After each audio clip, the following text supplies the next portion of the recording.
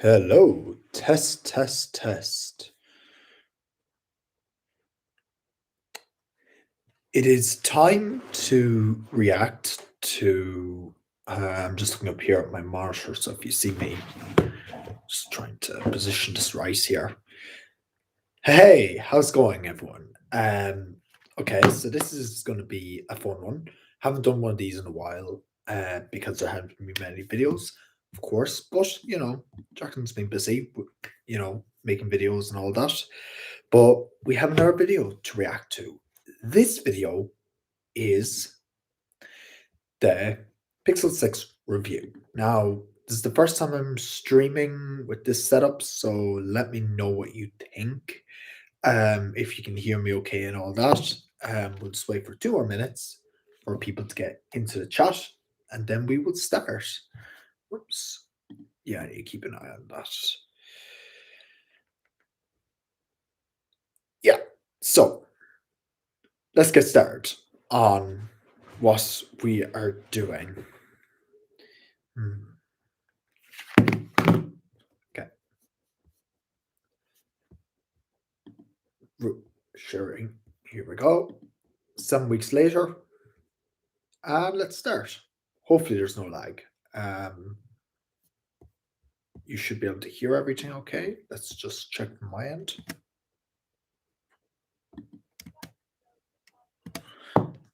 Just check that on my end now to make sure that you can hear, so that I'm not just watching it to myself.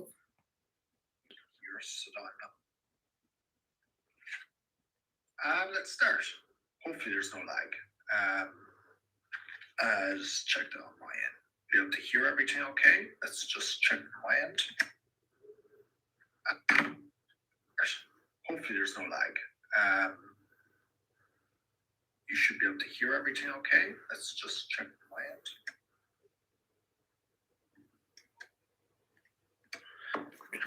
end. Okay, so there's no sound coming there.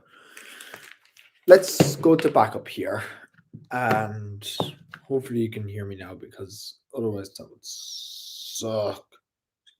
To backup here, and hopefully you can hear me now, because otherwise that would suck. To backup here, and hopefully you can hear me now, because Google's head of hardware.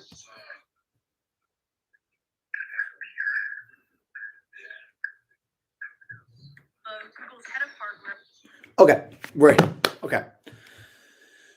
Walked into Sundar Pichai's office on his second day of Okay. work. By the time he left, the two were in agreement that inevitably mobile computer power was going to hit diminishing returns. And in order for Google to have a breakthrough and a big impact, they would have to start taking hardware much more seriously and develop their own custom silicon for their phone. Absolutely, that is a great point. And they did have to develop their own custom silicon eventually to rival Apple and Samsung's Exynos. So I just wanted to see this. Of course, I have noticed the color grading is different in this, and the lighting is slightly different. It might be 6 Pro a change Google 6 there. have been hyped and leaked Yep. and advertised more than any Pixel in history. They are the result of that conversation. It's all been leading to this.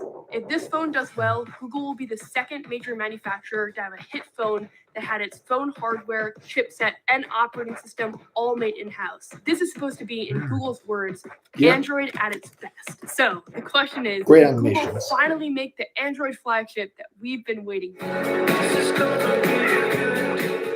The 6 and 6 Pro are obviously super related. They have the same design language, the same OS, the same chipset, and similar performance. But the 6 is $300 cheaper than the 6 Pro at $599 versus $899. Great price There are points. some pretty big differences that I will call out throughout the video. And the first one is the displays. So the Pixel 6 has this the Lover record. That's a little thing that Jacqueline likes to do. She likes to put little records in there to spice up the B-roll and top downs. 6.4-inch 90 hertz display, while the 6 Pro has a 6.71-inch 120 hertz curved display. Both displays are HDR10 plus capable, so the colors look beautiful, but the 6 Pro has a faster display and a higher resolution display. They both have Gorilla Glass Victus on the front, which is a little bit more protective than the Gorilla Glass 6 they have on the back. The back camera visor is definitely the defining characteristic of this phone. It makes it look Love the B-roll, by the way. different than any other phone on the market. I love the way the camera visor looks. I think it really fits Google's aesthetic. Yeah. And it also makes the phone It's a unique. little bit easier to hold. The Pixel 6 also has a camera visor, but the seams around it feel much less polished than they do on the 6 Pro. Also, I want to note here that the fingerprint sensor on both of these is very bad. Like, it kind of sucks. Yeah. It's so much slower and less consistent in comparison A little reference to the AirPods video, which will be coming out. into other fingerprint sensors. Both phones also do not pass the battery test with flying colors. So if you've watched multiple Pixel 6 reviews, Not great. so you probably have, you'll notice that reviewers are kind of all over the map with what they're reporting. Some people are saying the battery life is great, and other people are saying that it is a deal breaker. And you're probably wondering why there's such a vast array of different reports. And I think one of the reasons is because of the battery optimization that you're supposed to get with this phone. Basically, the phone is supposed to improve over time as it learns. Little reference to the Pixel 6 back there, probably the MacBook, and the Lover album cover there. Your usage habits. And I think the other reason is that I like these the phones screen. are definitely the smartest phones in the market, like, period. I think they have the most complex set of features in the software. And because of that, there's a Sour, because why not?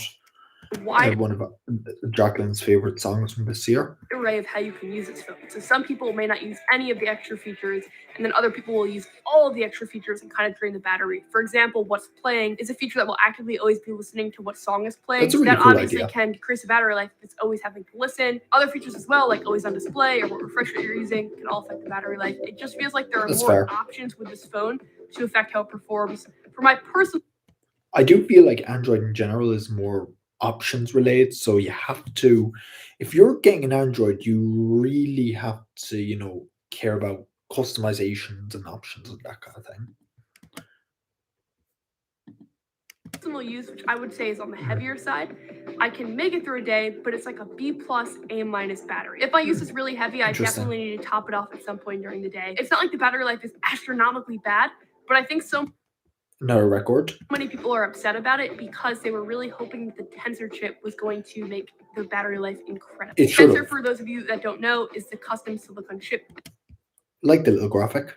that Google has created for these phones. And one of the main things that Tensor is used for is obviously to power the camera. And I'm like going to the talk video about the camera a lot test. later in the video, but I want to lay appreciate the that. groundwork now by giving this quick sample. And while I do it, I'm going to talk about the sponsor of this video, Aura Ring, who I freaking love, and they're Yeah. actually a repeat sponsor, which is incredibly exciting for me. So while you're watching They're this and really hearing cool. about the Ring, make sure to pay attention to stabilization, color consistency, and exposure, because that's going to be important for later in the video. Okay, so Aura Ring is a company that makes products to help you live your best life with your health. So I actually talked about their Gen 2 ring a while back, but they just came out with a brand new Gen 3 ring. So It the looks new Gen great. 3 ring does things like track your sleep, track your heart rate, track your temperature. If you want, there's also period tracking where it can give you like estimates of when you're going to get your period, so you can kind of plan ahead. There's also heart rate tracking during the day, and then detailed analysis of if you're able to kind of like live your best life during the day. So for example, it will look at how much you slept and how restful that sleep was, and then kind of give you estimates on how much you should work out Kind of or similar how to you're going what to feel Fitbit throughout the has. day. And with as someone their that pulls a app. lot of all-nighters, unfortunately, to edit these videos, that type of analysis is super helpful for me, and it's making me take my health a lot more seriously. And also, coming soon, there's going to be a workout heart rate and SpO2 blood oxygen sensing. Ooh, And ever that's a since I really got cool the Gen idea. 3, it has not left my hand. So I am so stoked about this. If you want to check it out, I'm going to link them in the description below, and I'll remind you again at the end of the video. But this video quality on the Pixel 6 Pro, I don't know. It's a little questionable, and we'll talk about that a little later in the video, but let's finish up talking about Tensor first. This is a chip that's built to handle tons of data in real time. I kind of like the So video. the hope is that over time, it will get Kinda better and liked it. better as it learns how you use the phone. Android 12 is running on this phone, and it's definitely my favorite version of Android, both in the aesthetics and the utility. There are tons of usability features like holding an app to access its widgets, sharing Wi-Fi passwords with nearby devices, and the Material U global design changes that make the phone feel custom to your preferences, Material U is a wallpapers, really nice etc. design. Like it will take the colors out of your wallpaper I like and then customize the UI to that it, so part. it feels very aesthetic. I and like it all the goes together. volume While you may slider not as notice well. it at first, the Pixel 6 and 6 Pro are utilizing AI features in tons of ways. Like for example, translation and word processing with Google Assistant. No As references fast as there. whatever. recognizing never be about too sure. 200 words per minute. Google Ooh. says that their goal is to start using impressive. AI to build custom experiences for individual people. Like if it sees that you're flying to Seattle in 3 days, it may say, hey, you should bring an umbrella. But the most tangible application of the AI right now is obviously in the image and video Little processing. NBT reference to the December logo there. So let's talk about that. There are tons of new features like Magic Eraser, which gives you the ability to take stuff out of a frame after the fact, and then other features really like deep blurring a face that's moving quickly, which means that you'll almost never get a picture again where the face is out of focus. These features are complemented with amazing hardware. Each phone has a 50 megapixel f1.9 wide lens, a 12 megapixel f2.2 ultra wide lens, and the 6 Pro has an extra 48 megapixel f3.5 telephoto lens. That new hardware plus Google's incredible image processing leads to images that are questionable. I'm sure you did not think I was going to go there. Let's talk about it because it's kind of a weird thing. I would have thought that this would be the best camera on the market, no questions asked. The hardware is great, the software obviously is great. What is to not be great? But it seems like Google is actually overdoing it a bit. So in the past, because they haven't updated their hardware, they were kind of using a little bit lower quality hardware, and the software and the processing really had to compensate by adding in sharpness and contrast and all these things. But now the hardware is so good that those same compensations feel like over processing. It feels like it's overdoing the image. Sometimes it's too saturated or too sharp or too contrasty. It just doesn't lead to a consistent image quality. The video stabilization features that they added and that they were able to add because of the Google Tensor chip are great. For example, being able to lock onto a subject is really cool and I think very useful. That'll be very helpful for if you're tracking sports and the active mode stabilization is also great for running shots, although it does lower the resolution, kind of like what Samsung does with the ultra steady mode on their phones. So I think point blank, iPhone still has better video quality than the Pixels, but the Pixels have more utility and like the extra features that they offer with stabilization and things like that. The telephoto lens is definitely an improvement here, and if you really care about pumpkin spice lattes, obviously you're going to want that, or pumpkin cream latte, because why not? You know, whole Christmas time theme. Quality, then the 6 Pro is the one to get. The 6 Pro really doesn't have that many significant Case nice that reference. Differences over the 6. It's kind of just like amping every feature up a little bit, like turning the knob a little bit to it's a nice little bit of sound design there. Kind of give you like the enthusiast level phone, but for the average person, the regular 6 is probably going to be the one to get because it's super affordable. It's actually so affordable that I'm wondering what's going on here because the marketing spend is greater than ever this year. It's the most they've ever spent on a Pixel with a new custom chipset that took half a decade to make. You would think that these phones would be priced pretty expensive or the same as other flagships, but they're not. As I said, the Pixel 6 is $599 for the base model and the 6 Pro is $899. And that to me is really aggressive, enticing pricing. While there are no official documents about it, I wouldn't be surprised if Google is either breaking even on this phone or actually losing money on it, all in the hopes of getting more market dominance. That makes sense. This phone is obviously super important to their bigger plan of becoming a major player.